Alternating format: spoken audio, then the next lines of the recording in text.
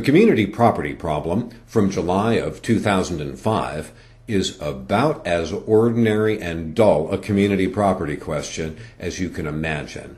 To my way of thinking, it's also about as easy a question as you can imagine.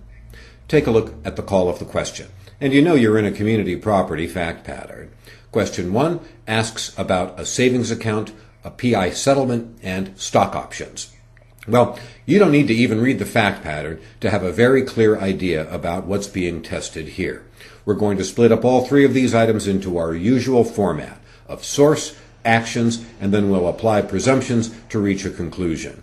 And we know that with regard to a savings account, we're just going to focus on the dates and be concerned about possible commingling or tracing issues. With regard to the PI settlement, we know the basic law is we will try to award PI proceeds to the injured spouse unless the interests of justice suggest a different outcome would be better. And then, with regard to the stock options, we're going to examine those in the same way we're going to examine the savings account in Part 1A. Then, call of the question number 2 asks about child support. Well, this also is a commonly tested issue, and we know that the basic rule is the parent, spouse, is primarily responsible for that debt. And if that spouse has got sufficient separate property, that property will be on the hook. However, in the event that there isn't sufficient separate property of the parent spouse to cover those child support proceeds, then community property is going to be available also. Under no event will the separate property of the non-parent spouse be on the hook for those liabilities. A pretty simple rule, test it over and over again in exactly the same way. And we're asked to answer according to California law.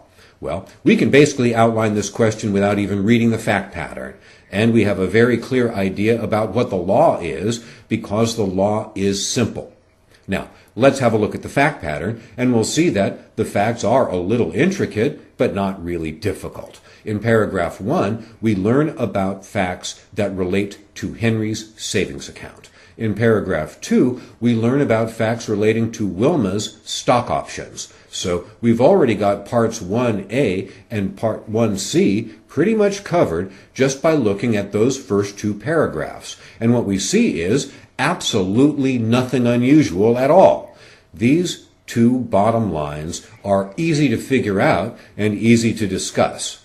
Then in paragraph 3, we get the only facts that are remotely complicated, and these are the ones dealing with the date of the separation and the date of the real separation for community property purposes. And what we see is that Wilma moves out, but the marriage and the community continue for a while. Henry is injured before the community ends. Now, in paragraph 4, we learn about facts relevant for call of the question 1B. These are the facts relating to Henry's personal injury settlement.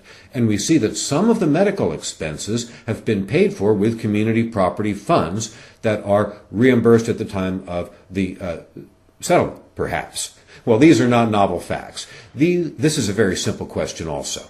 Finally, in paragraph 5, we get a simple one-sentence paragraph about child support. And then we get the call of the question again. So now we can just pause for a moment and take a step back and wonder if we're missing something. This looks like about as simple a community property fact pattern as the examiners could come up with. And it turns out it is. Turn the page and have a look at the outline of issues, and you'll see that this is absolutely conventional. There's nothing new in this problem, nothing at all out of the ordinary. We take a look at Henry's savings account. Ultimately, I characterize it as his separate property because the source of that savings account was dividends from a separate property brokerage account. And nothing happens that changes that separate property nature. So the result is the savings account always was Henry's property, and it's going to remain his property after dissolution. However, this separate property is available to pay back child support obligations. So we discuss that at the end. So this is the only remotely interesting complication with regard to organization. Part 1 about this savings account does relate to Part 4. they are interconnected to that extent. Now, take a look at the outline for call of the question 1b, which I call Roman numeral 2. Here, we're looking at the PI settlement proceeds. And again, the only thing that distinguishes this set of facts from any other set of facts about PI proceeds is the name of the spouse and the date on the timeline at which the injury occurs. This injury occurs after separation, but before the end of the community. Okay? That's the only wrinkle of facts in this part of the question that even causes us to raise an eyebrow for a split second. It's entirely ordinary. And the conclusion also is ordinary. Henry's probably going to get this settlement in the interest of justice. Now, we turn to the outline for call of the question 1c, which I call Roman numeral 3. Here, with regard to the stock options, I ultimately am going to conclude that it's going to require a pro rata division based on the time of contribution. These stock options were, at least in part, earned at the time that the community existed, and so it would be unfair not to allow the community to have a part in those stock options. Next, we go to call of the question 2, which I am referring to as Roman numeral 4, and here we get into the child support obligations, and here, again, there's absolutely nothing new going on. I talk about the source of those obligations. It was established before the marriage between Henry and Wilma. It seems apparent that Henry had sufficient separate property to pay this child support order, and to the extent that community property funds were used to pay this child support, the community ought to be entitled to a reimbursement. Now, very briefly, take a look at the answer that I present, and I think you'll find that this is about as generic and standard a community property answer as one could ever imagine seeing. The very first paragraph, as always, is a quick summary of the relationship. There's nothing out of the ordinary occurring here. This marriage was born in California, and it is dying in California. So, California community property laws apply. As we get into our consideration of Henry's savings account, you'll see that in 4 extremely short paragraphs, I cover every single fact, apply the law specifically to the facts, and I conclude that the savings account is Henry's separate property, subject to the child support reimbursement issue, which I discuss in the very last section of the answer. Next, we turn to the PI settlement proceeds, and again, the only thing that distinguishes these issues from identical issues in earlier questions are the specific facts. And so, if you look to the source analysis at the very bottom of page 1 of the answer, you'll see I focus very specifically and comprehensively on the facts presented, and then I apply the law to the facts.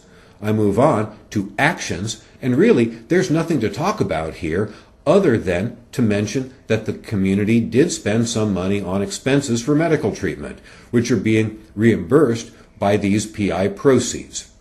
Now, if you looked at these facts and concluded that the community definitely should be entitled to a reimbursement, I really can't find fault with that result.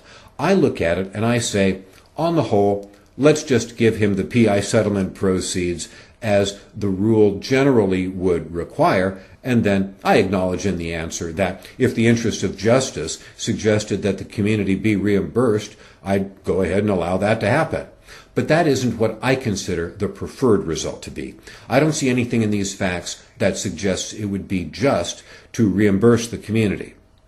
Then, finally, in the last page and a half of this answer, I move on to the stock options and to the child support.